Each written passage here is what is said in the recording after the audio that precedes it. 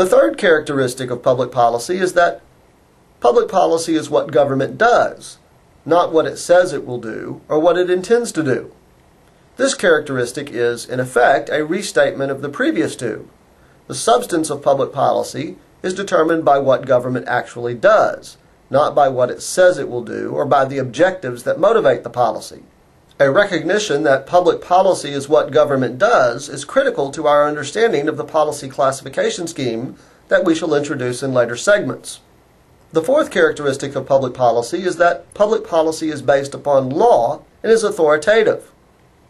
This does not mean that government must pass a law, that Congress or the state legislature must enact a statute in order to make public policy.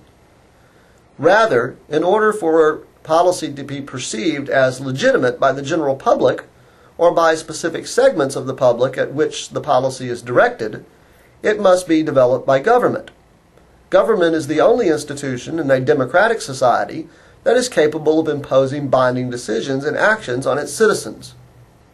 Many textbooks argue that this is because government has the ability to use coercive force.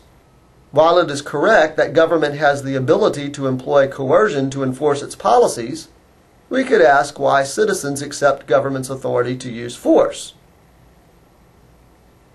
It is more accurate to say that citizens generally accept government's authority, even when they disagree with the specifics of a policy undertaken by government, so long as the policy is enacted and implemented in a manner consistent with constitutional parameters.